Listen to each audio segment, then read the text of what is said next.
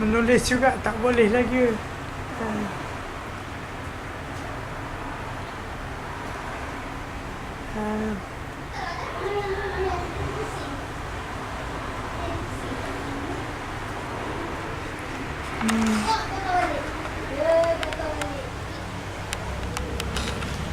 Kedah orang Kedah. Ya, Kedah. Apa nak tanya?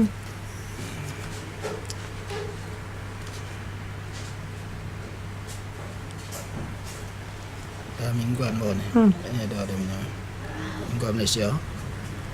7 bulan. Tajuk ni kan. Ni dia ada isu ni. Dia kata ni gigi tak gagal jawab dan jatuh meninggal. Benar.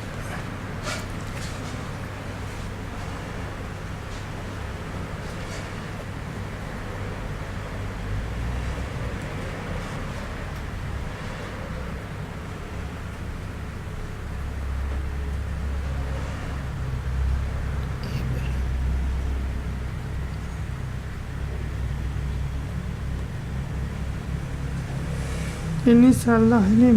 Bukan Akibi. Dia Ibrahim Akibi. Ini guru saya. Saya Betul. tahu nama dia. Sebab dia punya sini kan. Ini saya Ini ambil dalam apa tu? Ibrahim Akibi. Hasan dalam Bandung. sini. Hasan Bandung. Tapi apa itu? Hasan Bandung bukan Muhammadiyah. Dia Persatuan Islam. Persis. Persatuan Islam Muhammadiyah bukan.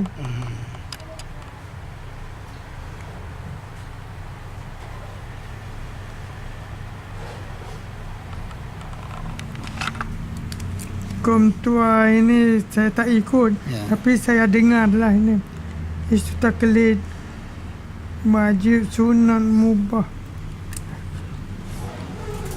Akadil lagi. isu yang dipanggil. Sebelum Datuk cerita tentang debat Ibrahim Akibi, isu yang didebatkan. Ini begini, waktu saya di Pulau Pinang, saya terlalu pergi ke Sahabat, Surat Khabar Sahabat.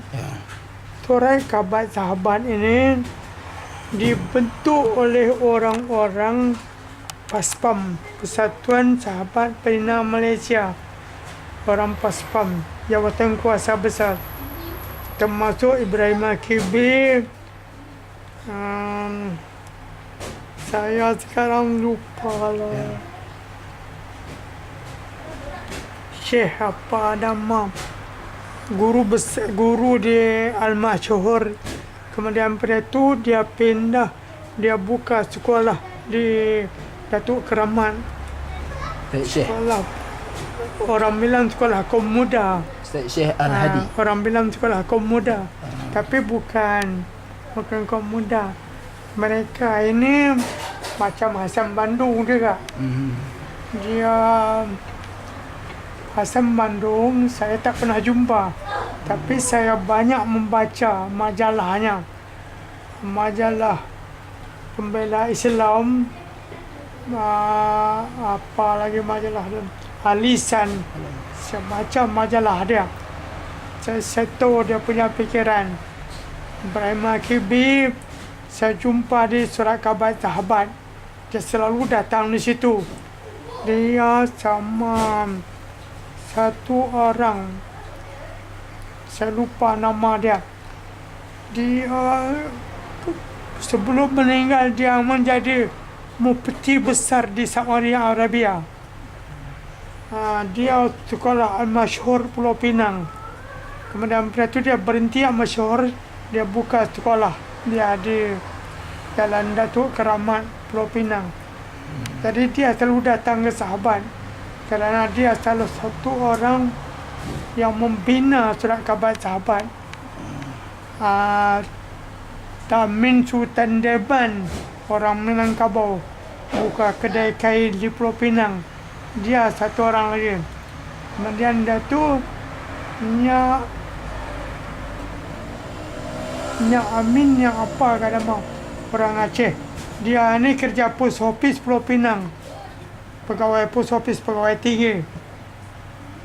Mereka inilah buka terap kabar sahabat. Tadi selalu saya berjumpa di situ. Bukan saya belajar begitu, bukan. Saya jumpa situ Ibrahim Akibi, Syekh ini, Nyak Amin, Samin Sultan Deman, jumpa di terap kabar sahabat. Mereka selalu bercakap tentang agama Islam. Tadi saya dengar apa yang cakap. Saya tidak tahu soal ini, baru ni saya baca dalam Surat Khabar Utusan Malaysia tentang Wahabi. Saya tak faham apa cerita. Sebenarnya yang saya tahu tadi perkara yang remeh-remeh itu tak masuk kira. Macam Hasan Bandung. Hasan Bandung sudah menyelamatkan Soekarno. Soekarno dipengaruhi oleh Ahmadiyah Qadiani. Hampir lagi dia sudah keluar daripada mazhab kita, masuk Qadiani. Waktu dia kena buang di Indih, di Pulau Indih. Jadi Hasan Bandung pergi ke sana, pergi berdebat dengan dia. Dia terus tinggalkan Qadiani, tak jadi masuk. Jadi dia kembali kepada agama Islam. Jadi agama Islam sebenarnya pikiran orang itu pikiran yang agak progresif sedikit lah. Jadi memang kita di sini ada konservatif sikit. Jadi kita tak ada macam di Indonesia. Di Indonesia, waktu saya di Indonesia, bila kenduri mati, bila kenduri orang mati, kenduri. Jadi yang datang ke rumah kenduri itu ada yang aliran Parti Islam Persis, ada yang aliran Muhammadiyah, ada yang aliran Jamaatul Masliyah, ada orang-orang di Aceh yang tak ada mazhab apa-apa. Jadi mereka itu tak bergaduh. Masing-masing buat kerja masing-masing. Yang Persis buat macam Persis. Yang Muhammadiyah buat macam Muhammadiyah. Yang Jamaah Masliyah buat macam Jamaah Masliyah. Jadi tak bergaduh. Ini betul. Sebab apa? Kita bergaduh ini, kita sendiri pun tidak tahu. Ini ulama-ulama yang zaman dulu, dia macam-macam, macam Syiah Iran. Kita mau bilang apa? Kita mau bilang dia bukan Islam, tak boleh. Syiah Iran, Syiah. Jadi tak tahulah apa nama. Apa lagi?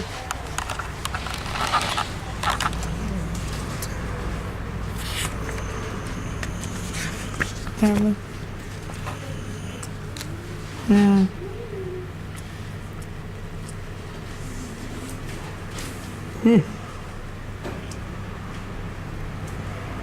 Apa?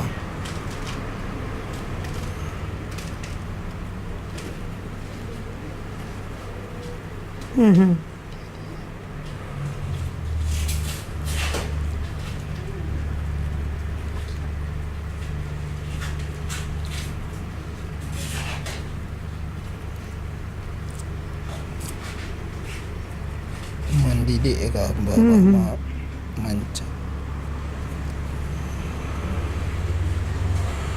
Apa? Apa dia?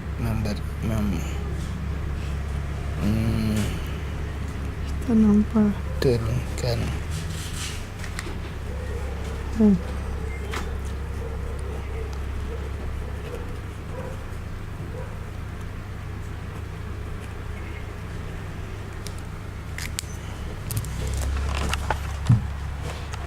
Ngabil Nabal imam. imam.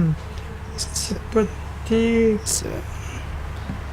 sebagai sebagai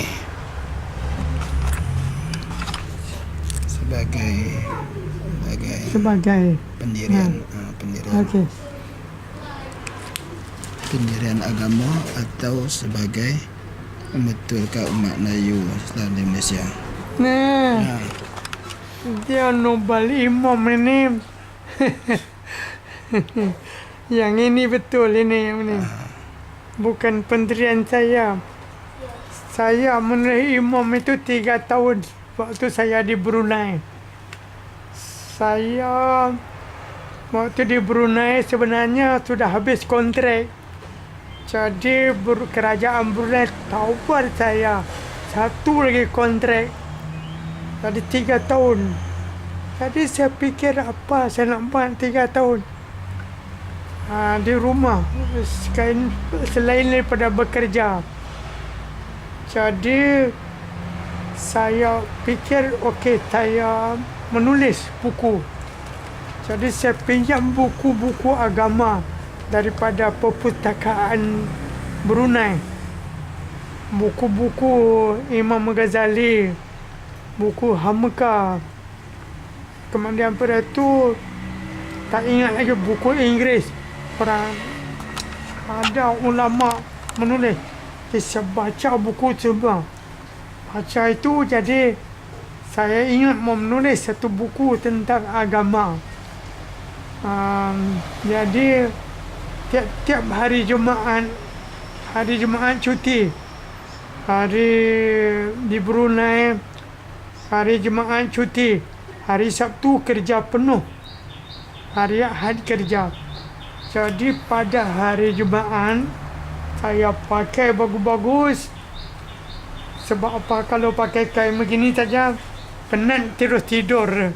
Jadi saya pakai seluar, pakai baju kemeja, pakai necktie, tak pakai kasut. Duduk di meja menghadap mesin tulis. Saya menulis tu nombor imam. Tiap hari Jumaat daripada pukul 8 pagi sampai pukul 11. Pukul 11 saya pergi sembahyang. Setiap hari Jumaat. Hari Sabtu daripada pukul 8 pagi sampai pukul 1, pukul 2 saya menulis.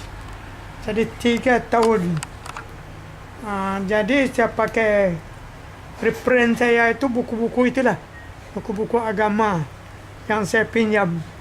Imam Ghazali, buku Hamka, buku-buku ada lagi bahasa Inggeris, buku-buku ulama-ulama lama. Jadi itu saya menulis.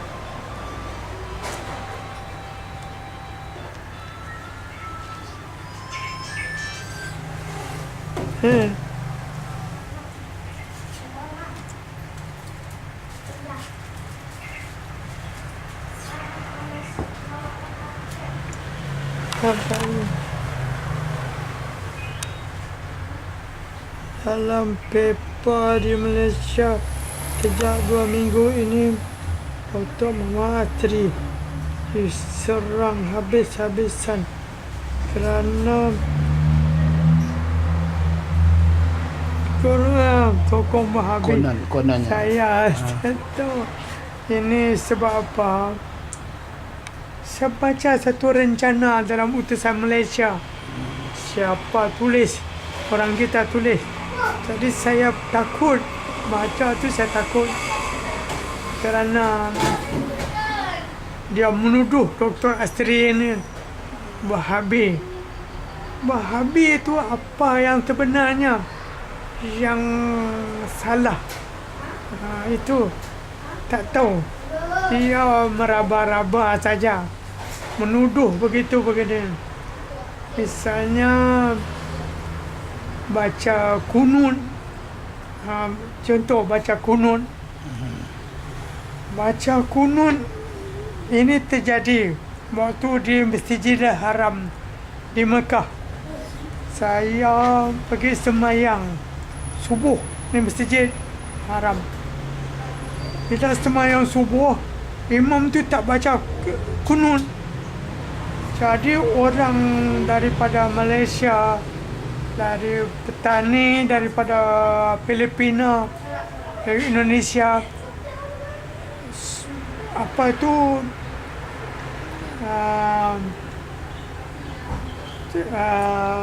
merasa tak betul sembahyang itu. Tapi imam masjid itu tak baca kunut sebagai subuh. Jadi apa nak bilang? Ini masalah yang besar. Jadi dalam hadis-hadis kunut itu bila baca di Brunei. Waktu saya mula-mula sampai di Brunei, saya heran pergi sembahyang hari Jumaat, pergi sembahyang di masjid.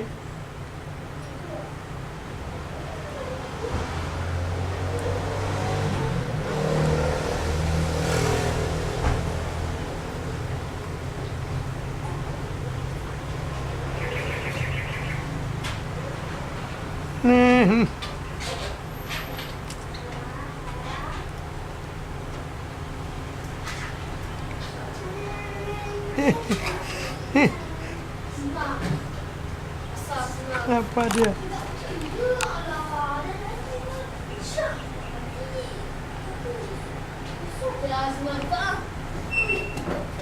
Segi amalan. Saya tak tahu nak bilang apa ni. Amanam. Ya. Saya cuma mengajak Allah Subhanahu Wa Taala. Itu yang paling tinggi sekali.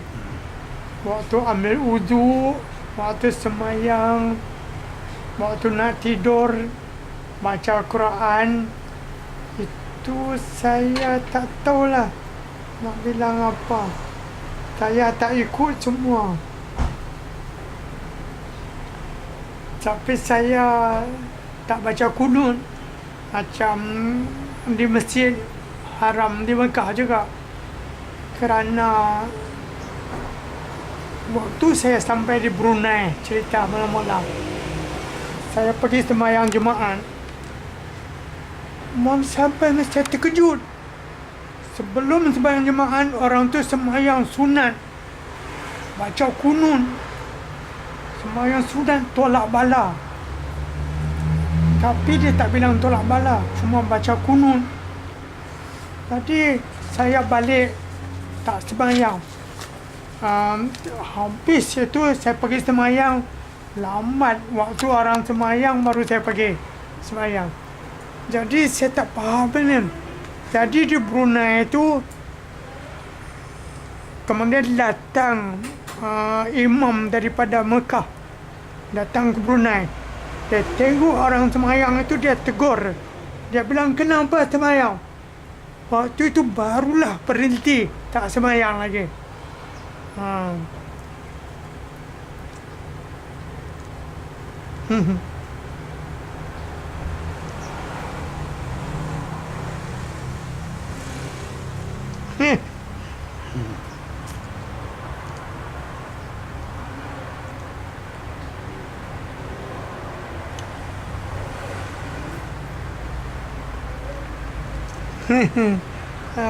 Nah,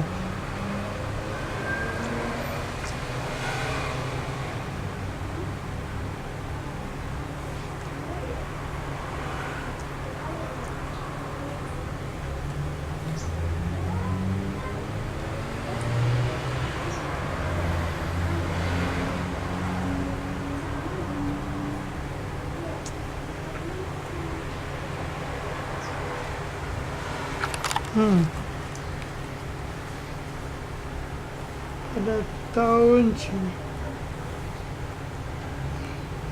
Sudah 4 bila dan sempat belajar sedikit dengan Hashim Gani. Bani katanya Haji Yunus. Ya.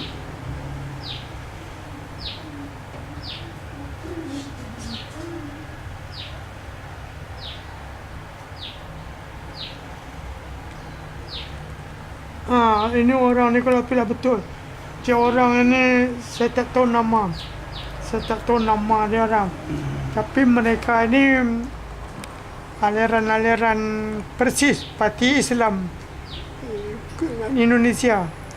Saya tahu itu kerana saya dengar kabar ada kawan saya satu ustaz, dia mengajar di At-Tarbiyah di Yan Kedah, orang Aceh. Dia banyak baca buku agama.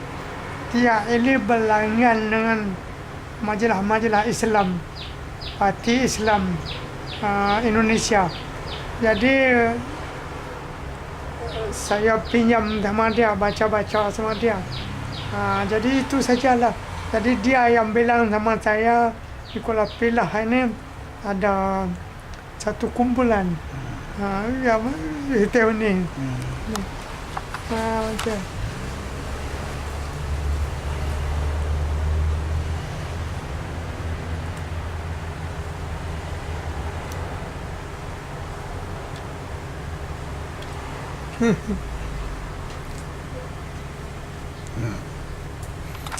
Apa? Allah.